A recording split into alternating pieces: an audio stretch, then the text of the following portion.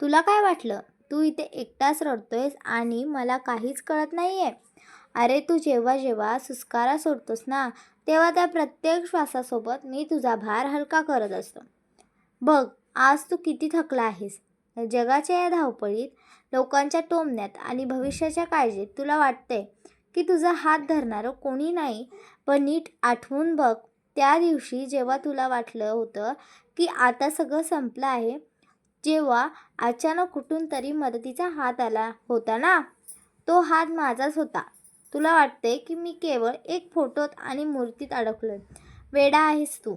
जेव्हा तू घरातल्या देवासमोर दिवा लावतोस, तेव्हा त्या दिव्याच्या प्रकाशात मी तुझ्या चेहऱ्यावरचं दुःख शोधत असतो.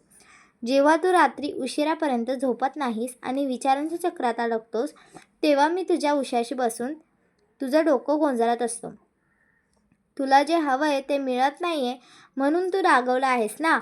पण बाळा, मला तुझ्या वर्तमानापेक्षा तुझ्या भविष्याची जास्त काळजी आहे.